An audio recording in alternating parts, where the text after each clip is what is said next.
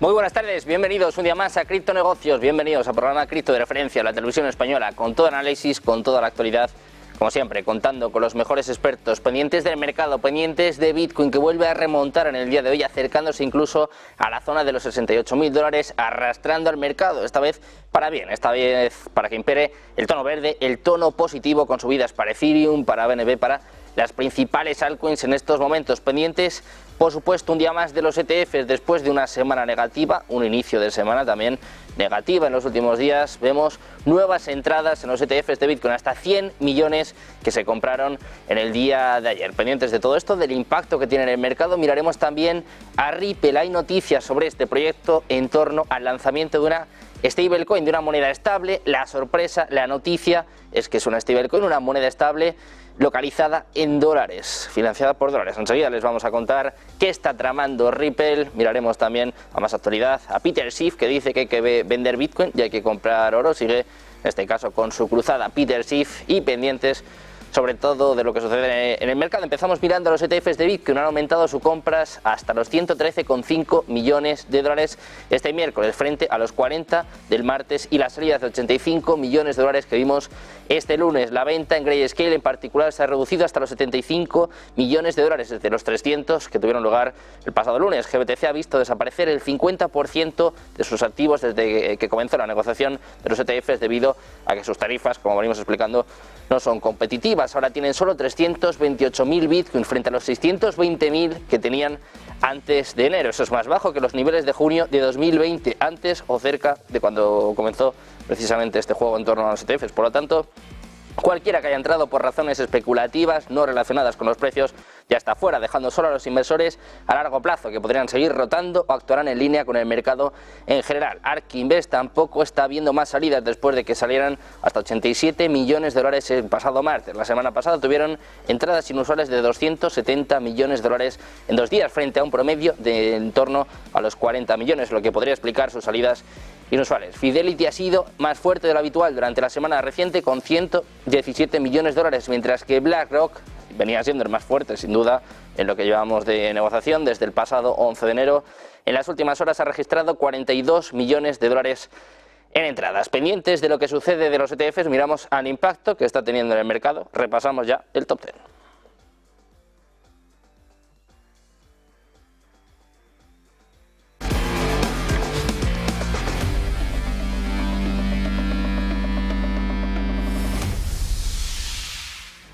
Echamos un vistazo al mercado cripto. Empezamos poniendo el foco en Bitcoin después de días de caídas, después de días que algunos ya vaticinaban incluso que fuese a tocar la zona de los 60.000 dólares. Vuelve la remontada de Bitcoin, eso sí, las últimas 24 horas. En la última semana seguimos viendo caídas en torno al 5,05%. Miramos ahora a las últimas 24 horas, con ustedes la vela en este gráfico, subidas del 2,56% hasta los 67.651 dólares. En segundo lugar, Ethereum sigue en negativo, sigue cayendo en la última semana en torno al 6%, pero también viene con subidas en las últimas 24 horas del 0,88% hasta los 3.364 dólares. Cuarto lugar para BNB, de las pocas que se salvan en la última semana, sube un 0,98% en los últimos 7 días, viene disparada en las últimas 24 horas, subiendo un 6,16% hasta los 591 dólares. En quinto lugar vemos a Solana, prácticamente plana en la última semana, pero también se salva, sube un poquito, un 0,20% en los últimos 7 días,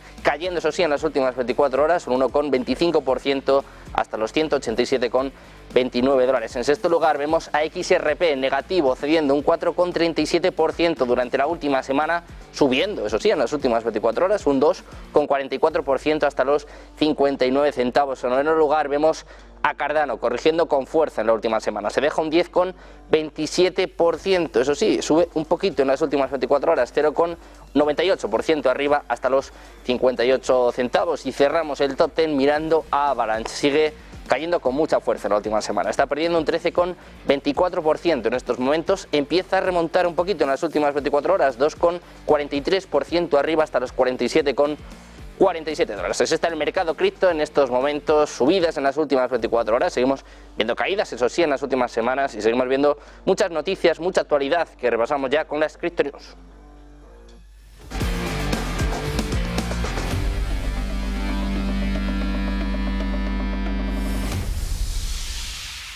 Empezamos a repasar la actualidad del mundo cripto. Seguimos viendo pues, a gente que está en contra de este sector. Seguimos mirando a Peter Schiff. Dice que aunque Bitcoin haya aumentado más de un 50% su precio en este año, para que se hagan una idea, ahora ha subido en torno al 11%, hay un economista estadounidense que sigue con las suyas. Hablamos del fanático del oro. Peter Schiff sigue mostrando desprecio hacia la criptomoneda número 1 del mundo, instando a los poseedores de Bitcoin a vender sus activos digitales y comprar algo de oro y de plata. Es lo que ha anunciado en su sitio web. De hecho, el propio Schiff ha declarado que podría estar acabándose el tiempo para vender Bitcoin y comprar metales preciosos a precios favorables, casualmente disponibles a través de su plataforma Schiff Gold. De lo contrario, dice, aquellos que no lo hagan corren el peligro de seguir siendo pobres. Es lo que ha dicho en su publicación en las redes sociales, en concreto en X. Además, en respuesta a un comentario de Tracy Ellis, entusiasta de Bitcoin y vicepresidente de ventas empresariales de la plataforma de servicios financieros de Bitcoin Unchained, en las que apuntaba que Bitcoin es el dinero de la libertad y que debería aceptarlo, el economista Peter Schiff ha dicho que lo que haría sería liberarles de su dinero. Miramos, por supuesto, como siempre, a la gente a la que le gusta Bitcoin, también a la que no, como en este caso Peter Schiff. Miramos ahora a uno de los proyectos más importantes. Miramos a Ripple. Ha anunciado este jueves que planea lanzar su propia moneda estable respaldada por dólares en las cadenas de bloques de Ethereum y de XRP Ledger. El lanzamiento de esta moneda está previsto para finales de este año, ya que todavía está pendiente de aprobación regulatoria. En un comunicado en X, la compañía anuncia que el mercado de las monedas estables está en auge. Dice que cerca de 150.000 millones de dólares en la actualidad y se prevé que supere los 2,8 billones para 2028. Dicen, hay una clara demanda de confianza, estabilidad y utilidad. Es por eso que a finales de este año lanzaremos una moneda estable vinculada 1 a 1 con el dólar en XRP Ledger y en Ethereum. Se espera que esta moneda estable, aún sin nombre, esté totalmente respaldada por depósitos en dólares estadounidenses, bonos del Tesoro a corto plazo del gobierno de Estados Unidos y otros equivalentes de efectivo. Ripple se ha comprometido a proporcionar certificaciones mensuales de los activos que respaldan esta moneda estable, que serían auditadas por una firma de contabilidad externa. Pendientes de esta decisión por parte de XRP, seguro que a los entusiastas de las criptomonedas no les hará mucha gracia. Terminamos mirando a Coinbase. Ha dicho este jueves que se ha registrado como distribuidor restringido en Ontario, en Canadá. El registro de la empresa ante los administradores de valores de Canadá se produce después del endurecimiento de las regulaciones criptográficas en el país, que ha obligado a algunas bolsas como Binance, por ejemplo, a abandonar Canadá. Dice Coinbase que es algo en lo que han estado trabajando durante casi 3 años y más específicamente en la Comisión de Valores de Ontario durante los últimos 12 meses. Es lo que ha dicho en la CNBC el director nacional canadiense de Coinbase. Dice que su registro en Canadá les convierte en el primer y más grande intercambio internacional de criptomonedas registrado en Canadá. Dice que les posiciona muy bien para ayudar a millones de canadienses a acceder a la economía digital. Pendientes de Coinbase, de XRP, de las entradas en los ETFs de Bitcoin, las subidas en el mercado cripto. Hacemos una pausa, un par de minutos y volvemos con los expertos, con análisis en negocios televisión.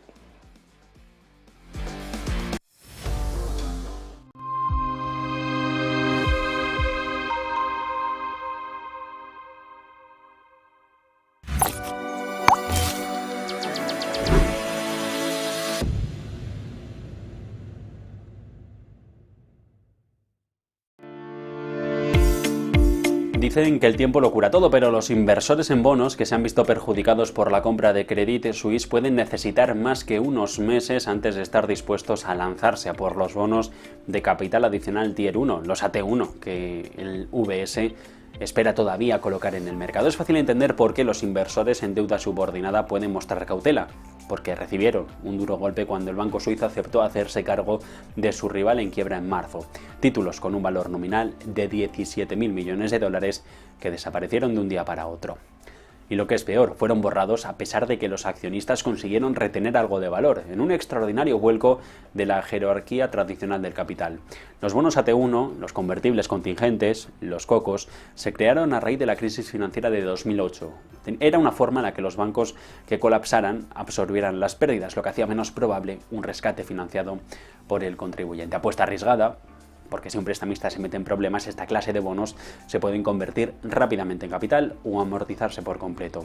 Son de mayor riesgo y por eso ofrecen un mayor rendimiento que la mayoría de los emitidos con calificaciones crediticias similares, lo que los hace populares, sobre todo entre los que tienen dinero, los clientes institucionales. Por lo general, los tenedores de bonos, en el orden jerárquico, están arriba. Cuando un banco colapsa, los accionistas son los primeros que pierden, pero debido al cambio de las normas, por el caso Credit Suisse, ya nada está sobre seguro.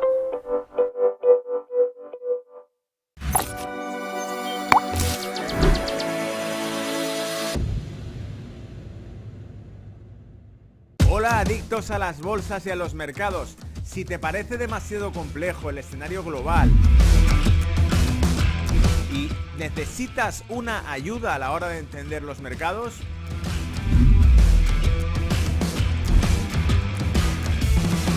te invito a que asistas al cierre de Wall Street en Negocios TV todos los miércoles y viernes noche.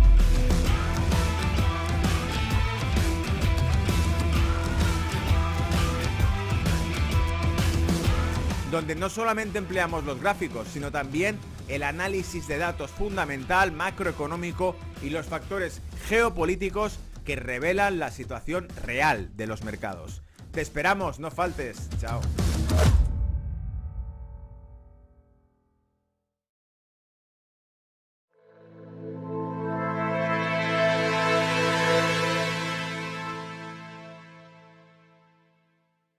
Ya estamos de vuelta en Criptonegocios, de vuelta en Negocios Televisión, pendientes de todas las noticias que mueven el mercado, pendientes de nuevas entradas en los ETFs después de la semana pasada, la peor semana de momento en la historia de los ETFs al contado de Bitcoin, pendientes también de las subidas que se están registrando en las últimas horas, Bitcoin acercándose a los 68.000, algunas altcoins recuperando, como es el caso de Ethereum, de BNB, de Solana. Vamos a analizar estas cuestiones de la mano de Félix Fuertes, CEO de formacioneninversión.com, que ya está aquí con nosotros. ¿Qué tal, Félix? Muy buenas tardes. Muy buenas tardes, Sergio. Encantado de estar contigo. Igualmente, Félix, un placer tenerte por aquí después de, como venía diciendo, ¿no?, una semana bastante negativa para el mercado, con correcciones, con salidas de los ETFs. Bueno, algunos expertos ya se apresuraban a decir que se había frenado la euforia de los ETFs. Bueno, básicamente muchos ya tiraban a Bitcoin hasta 60.000, 50.000. Parece que esto no ha sido así, parece que los ETFs vuelven a captar la atención de los inversores, con subidas ayer, subidas también el pasado martes, no tan fuertes quizás como en los inicios, pero bueno, yo creo que nadie esperaba lo que ha sucedido con los ETFs, nadie esperaba esas entradas de capital, y hasta cierto punto es lógico pues que haya una parada en el camino. Quiero que nos cuentes un poquito cómo ves lo que ha sucedido en los últimos días y sobre todo un poco qué puede pasar a partir de ahora, qué podemos intuir a través de las métricas on-chain.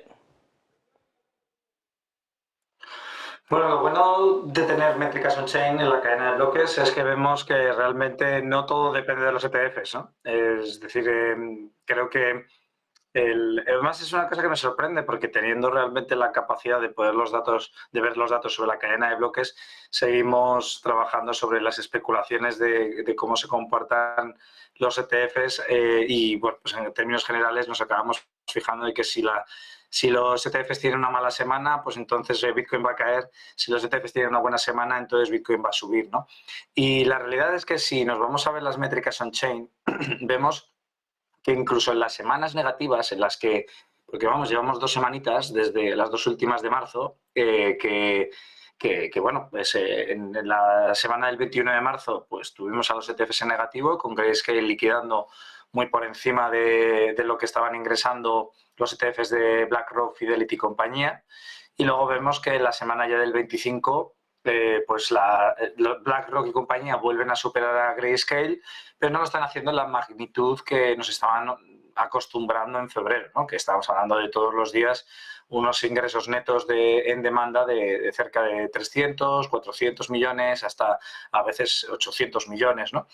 Sin embargo, si nos vamos a ver las métricas on-chain, vemos que durante ese periodo tan complejo donde pues a priori hemos visto cómo esos ETFs no estaban siendo capaces de cubrir la oferta que estaba emitiendo en el mercado Grayscale, aún así a nivel on-chain vemos que el nivel de acumulación era máximo en esos puntos. Es decir, yo tengo, o sea, la información que yo recibo de este tipo de métricas es que nos centramos en los ETFs como grandes demandantes y como los agentes que realmente han marcado o han establecido un punto de inflexión dentro de lo que es la tendencia de Bitcoin, cuando la realidad es que hay muchísimos más agentes, empresas, individuos alrededor del mundo que están también demandando Bitcoin y lo están demandando en una magnitud tan elevada que a pesar de que haya presión vendedora por parte de Grayscale durante ese periodo que hemos visto en marzo, aún así el nivel de acumulación ha estado superando los 100 Bitcoins de demanda por cada Bitcoin que se ha ofertado en el mercado.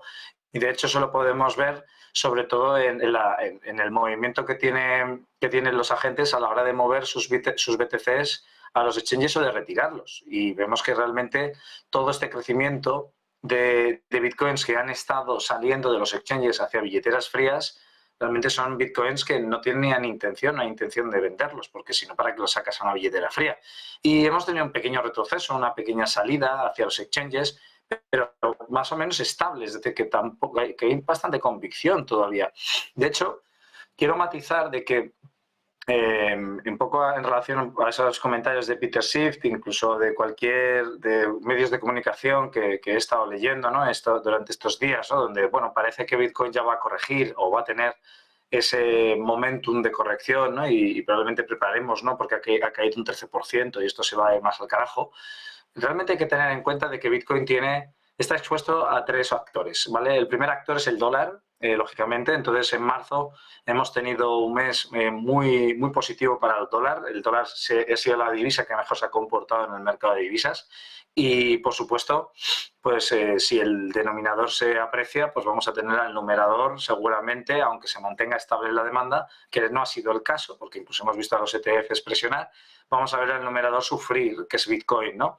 Y, sin embargo, si vemos el precio de Bitcoin, Bitcoin no ha corregido, se ha mantenido como un campeón y la corrección no ha llegado ni siquiera al 23,6%, que generalmente los analistas técnicos sabrán a qué me refiero, es la corrección siempre más probable y la más natural, la más orgánica, el 23-25% de corrección.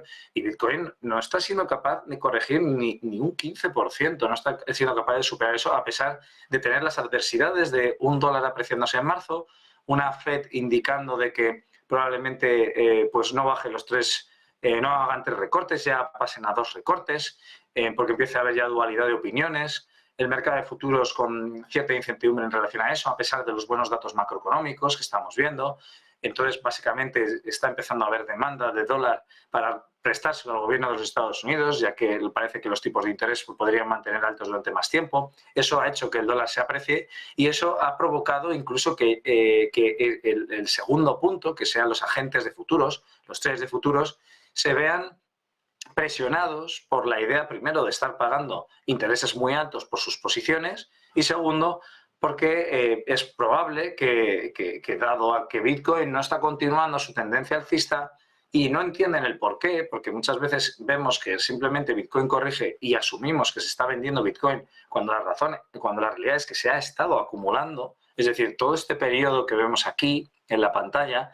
La realidad es que dentro de los libros de texto y de teoría, si nos leemos los libros de Wyckoff, veremos que siempre se dice lo de arriba se produce distribución, abajo se produce acumulación. Eso no es del todo real, es decir, se puede producir acumulación en una tendencia. Y ahora mismo lo que yo estoy viendo aquí es pura acumulación. Veo el precio de un criptoactivo que es Bitcoin aguantando las ventas de los traders de futuros que se han liquidado en 4.000 millones, han vuelto a liquidar otra vez 4.000 millones y siguen aguantando el precio. Vemos una compra de dólar importante hasta el punto de también presionar el precio de Bitcoin a la baja y devaluarse contra el dólar, y aún así sigue aguantando el tipo. Vemos a los ETFs que no están consiguiendo o no estaban consiguiendo aguantar las ventas de Grayscale y aún así Bitcoin ha aguantado el tipo. Y además estamos empezando a ver la distribución a nivel on-chain, es decir, la salida a nivel on-chain de lo que nosotros denominamos largoplacistas, que es básicamente aquellos individuos, usuarios, que son los que más nos preocupan porque son los que más capacidad de presión pueden ejercer.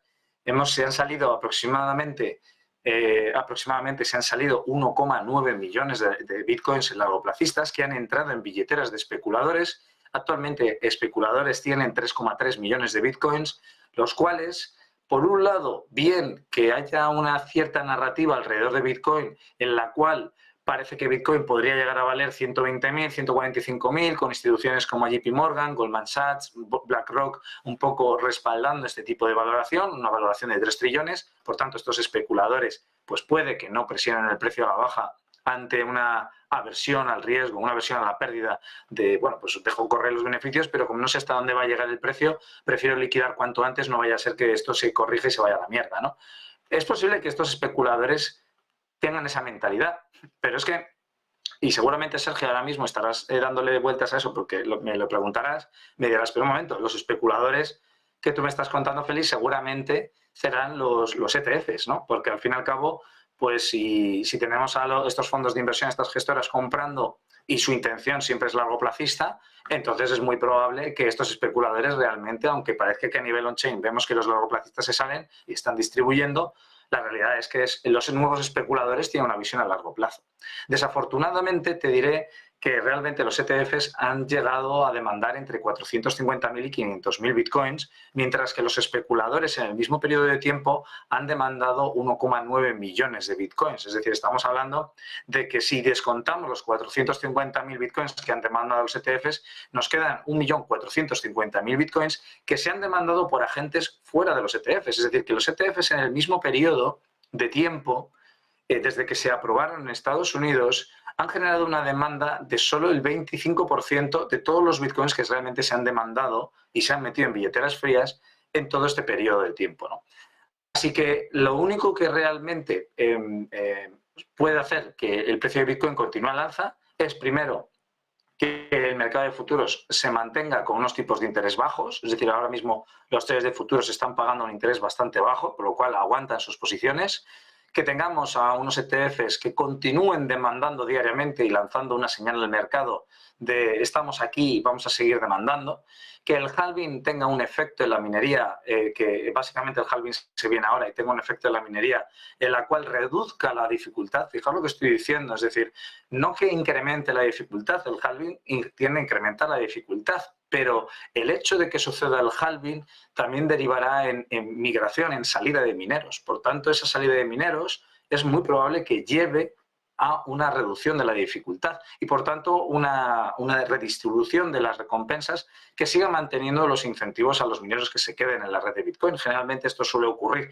Es decir, el halving a veces, la teoría dice, esto sube la dificultad. Sí, sube la dificultad de manera programada, pero el movimiento, lo que es la naturaleza de los mineros es generalmente salirse porque básicamente hay muchos que ya entrarían en pérdidas después del halving, ¿no? Entonces no podrían mantener su actividad.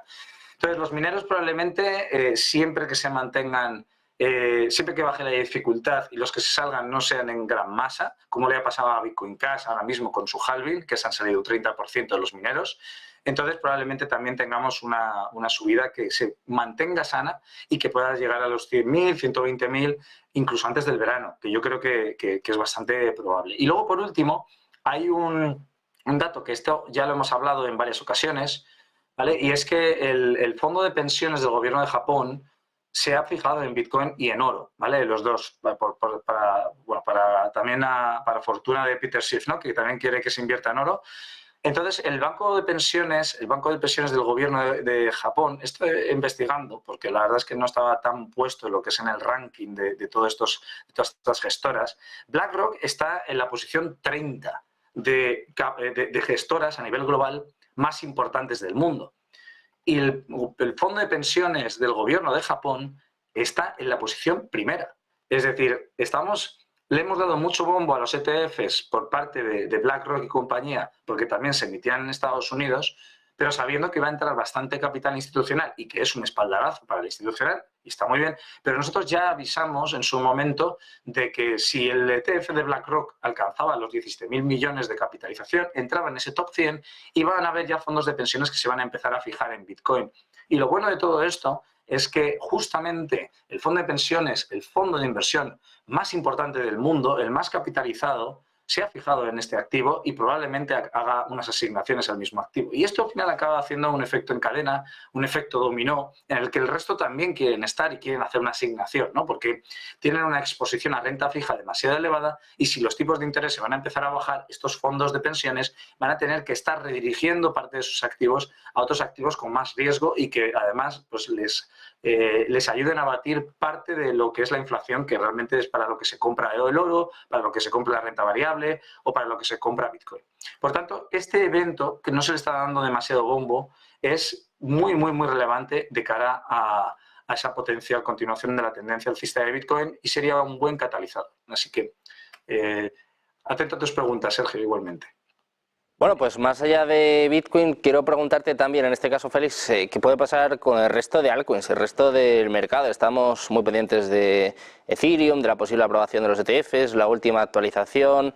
Claro, estamos todos pendientes de Bitcoin, de los ETFs, como bien decías, de lo que sucede. Bueno, pues si en algún caso se vuelven a tocar o no los máximos históricos, pero las altcoins, sobre todo, hemos visto pues que han sangrado bastante en los últimos días. Quiero que nos cuentes un poquito hasta dónde puede llegar y, sobre todo, por qué se están produciendo estas correcciones, porque la dominancia de Bitcoin está en un nivel altísimo y parece que no cede, que no baja en ningún momento. Bueno, primero, la fortaleza del dólar en el mercado cripto se debe precisamente a la liquidación de las altcoins. Es decir, y esto es un dato, esto es muy curioso. Nosotros tenemos en la Academia de Formación e Inversión una herramienta que nos ayuda a encontrar correlaciones entre diferentes activos. Y tenemos también, por supuesto, el dólar, ¿no? El USDT. Y estuvimos analizando y vimos que el dólar se estaba moviendo al mismo tiempo, como en las mismas ondas, en el mismo ritmo que Dogecoin. Y nos llamó mucho la atención porque lo hemos ido viendo a lo largo de la semana, hemos visto que también ha tenido esta vinculación con otras criptomonedas, unas pocas, lo cual parece ser que el mercado cripto tiene cierto comportamiento, o sea, cierta vinculación hacia el comportamiento de ciertas cripto. Y en este caso, por ejemplo, Dogecoin, aunque ha pasado totalmente desapercibida, realmente ha sido la dominante del mercado, porque ha sido la que una vez se compraba, el dólar se depreciaba, una vez se vendía, el dólar se apreciaba. Y al final, esta relación estaba haciendo que el denominador de la ecuación pues pudiera fortalecerse o debilitarse respecto a Bitcoin o Ethereum, a pesar de que estaba habiendo acumulación en Bitcoin y en Ethereum, ¿no? Por lo que el resto de altcoins realmente ahora mismo se mantienen también, es decir, yo lo vería al revés. Yo veo que, salvo ciertas altcoins que sí que se están distribuyendo, como es el caso de Dogecoin, las altcoins realmente son las que están aguantando. Es decir, si nosotros entendemos cuál es la relación entre Bitcoin y el resto de criptomonedas del mercado, que es básicamente lo que denominamos dominancia, porque básicamente es Bitcoin en el numerador y el resto de criptomonedas que existen en el denominador. Por lo que lo que estaríamos un poco comparando es si tú tuvieras Bitcoin en cartera y tuvieras todas las criptomonedas menos Bitcoin en cartera, ¿con cuál habrías ganado, ¿no? ¿Con cuál estarías ganando? La realidad es que está pasando todo lo contrario, Sergio. Es decir, no es que Bitcoin esté manteniendo un nivel de dominancia elevado y, por tanto, como lo está manteniendo elevado, el resto de altcoins como que siguen intentando atacar a la capitalización de Bitcoin. Yo diría que es todo lo contrario. Yo creo que Bitcoin realmente... creo que el resto de criptomonedas, el resto de altcoins, son las que realmente están luchando por aguantarle el paso a Bitcoin, y se ve la relación que tiene, es decir, la dominancia, que es el relativo que tenemos aquí, se observa perfectamente cómo están en una estructura de compresión, que generalmente las estructuras de compresión nosotros las denominamos, los que somos traders en valor, nosotros denominamos este tipo de estructuras de compresión como estructuras que son una olla que está a presión y que va a estallar, que la tapa va a estallar. Y cuanto más compresión el precio hacia arriba, como estamos viendo con estas secuencias de mínimos crecientes y luego estos intentos, porque Bitcoin ya ha intentado ganarle la partida, ha intentado en relativo hacerlo mucho mejor que el resto del ecosistema, y lo ha intentado hasta en 7 ocasiones diferentes. Normalmente ya cuando alguien llama a la puerta, tanto a veces se acaba cargando la puerta y lo hace con muchísima violencia. Por lo que la realidad es que es muy posible, y esto ha ocurrido en ciclos anteriores, y me lo he comido porque yo lo he vivido en primera persona. Yo he estado invertido de otras criptomonedas que no eran Bitcoin en los anteriores ciclos, y de estar mirando con cara de tonto cómo Bitcoin era la que estaba subiendo más todos los días durante semanas, incluso meses, y yo estar invertido a lo mejor en otras criptomonedas y decir, estas criptomonedas no suben o no suben tanto como Bitcoin, y Bitcoin está subiendo una barbaridad, y yo no pensaba que esto iba a ocurrir. Yo pensaba que Bitcoin iba a subir la que menos, etc. Y es lo que acaba pensando todo el mundo. Pero la realidad es que siempre en los bull runs, siempre es Bitcoin el que mejor lo hace, y después vienen las demás. Y yo creo que la dominancia del mercado, la relación que tiene Bitcoin con el resto de altcoins, con el mercado, es una clara señal, lo que estamos viendo ahora mismo, de que Bitcoin está lista realmente para explotar y llevarse la dominancia durante el siguiente movimiento alcista, y que el resto de altcoins yo creo que le va a costar. Yo creo que no van a conseguir tanta liquidez en esta ocasión para aguantar a Bitcoin. Pues vamos a ver qué sucede con las altcoins, qué sucede con Bitcoin, con la dominancia y también pues con los ETFs, que siguen siendo el principal sustento, el principal catalizador del mercado en este momento. Muchísimas gracias, Félix, por estar con nosotros y explicarnos un día más lo que sucede en el mercado cripto. Un placer, como siempre, tenerte por aquí. Ya sabes que el placer es mío. Gracias, Sergio.